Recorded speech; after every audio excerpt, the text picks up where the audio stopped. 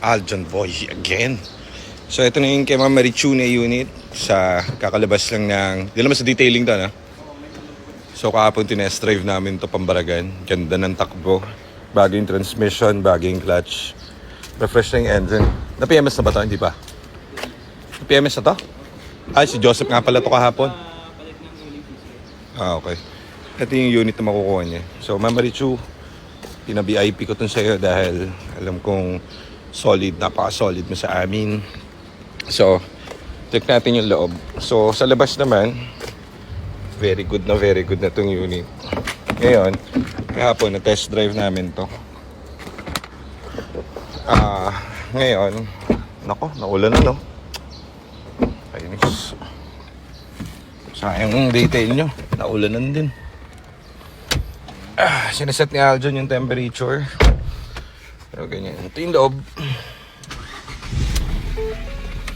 Magara din. Dalawa kasi itong sedan. Yung una, parehas siyang black na sedan. Parehas siya na black na sedan. Same na same, pati year, model, lahat. Yun dapat yung unit ni Ma'am Marichu. Kaso lang, test drive namin. Sabi ko, parang di ako satisfied. So sabi ko, change unit, bigay mo yung isa, test drive ko yung isa. Tinest drive namin kahapon to, much better, saka mas, alam mo yun, iba yung feel, maganda. Yung isa okay din naman, kaso may tatagal kami dun dahil hindi ko ma-approve pa dahil may nararamdaman akong parang kalampag dun sa gilid eh. So pag dadalhin pa sa suspension ulit yun, eh tatagal na naman, kailangan nila mamaritso nung unit. So ito ang bigay natin sa kanya. Ito, kakatapos lang na ito ng everything sa ganda na shape. Ganda yung shape. Ilan tap umabot? Models, mabilis bumababa naman. Mag-umanda ka agad yung high pan pag bumaba na. High speed na agad. So, mamaya pagdating natin sa shop, eh, tatayin ko na natin to hanggang bukas to. Hanggang mamaya pala. Mamaya pala to kukuha no? Itatayin ko na natin to na ano, na nakabukas lang. Ganda man ako rin. So ito, wala tayong pangamba dito sa unit niya kasi ito makukuha niya. Eh alam niyo naman, pag galing sa atin yan lahat, sinisigurado natin. Chances na magka-problema is very little na lang. Second hand pa rin naman to guys. Pero yung mga major parts, as I've always said, English yun dyan, kaya mo yun. Aljo, parang malungkot Matulog ka ba? Opo. Malungkot, walang vitamins. Gising ko lang eh. Kaya medyo, papasok na tayo ngayon. So, ito tinitest drive ni Aljon since kahapon. Belts ito napalitan na rin, ano? Timing belts and drive belts. So, imagine kung bibili ka ng second hand na ganito. Ganun din naman sa market. Price is very little lang compared dun sa price natin. Ganun din ipapagawa mo. Papapalitan mo yung tranny, refresh mo yung engine, papakondition mo, palitan mo mga belt. How much yun? Aabot ka din ng mga, depende pa kung makakahanap ka ng matinong mekaniko. So marami sa atin pumupunta, no? Kakabili lang ng unit, soplak agad, ano?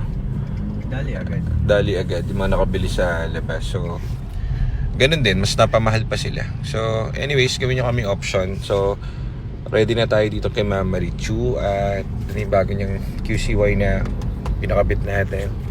Ano pa ba? Yun lang? Wala na? Walang tunog yung makina, walang tunog yung very good, lamig aircon. Very good, so okay. Okay, clear natin mamaya ito, release natin. Thank you. Nako John, di pa pala tayo tapos. Bakit po? May tumutunog dun sa harapan. Air filter yun eh. Sige pa, may air filter mamaya no? Tapos ito pa dyan trabahoy mo. Dali mo dun sa detailing ulit. Ipa-acid rain mo ito. Ayan may mga mancha Hindi sa ulan to. Sa ulan to pero nag-stain no. Ayan No John? Iikot mo agad doon. Tapos pagasan mo muna to. Bunuhan mo na lang akong pera eh. Hindi, pagasan mo pa ulit ng 200. I-reimburse mo na lang doon kay Nico mamaya. Ang gawin mo, di ba kapag mamaya kasi re-release to, no? O di ba may gas? Ngayon, pag pinarking mo dun dito sa natin sa detailing center, di ba, titirayan yung acid rain. Pag tinira yung acid rain, Sabihin mo, boss, huwag niyo papatayin yung makina ha. Naka-temperature ka naman, di ba? Ilan temperature? 78. Lang yan, 78. Grabe yan. Napakalamig. So, boiling point niya 99, 100. So, alam niyo naman. So, palit na rin kasi ang cooling system niyan. Pati mga water pump niyan. Lahat palit na. So, maganda-gandang laban ng hatid sa inyo ng Fiestang ito. Ngayon, don't take chances pa rin. Ang gagawin natin, o di ba, tinatagal yung acid rain. Huwag ka mo nilang papatayin yung engine, ano? Sure ball. Para mamaya, pag binalikan natin after 3 hours, nakabukas pa rin yung temperature, yung makina, no? Goods. O sige, bili muna tayo ng pagkain natin. Gugutom na ako. Tara, tara.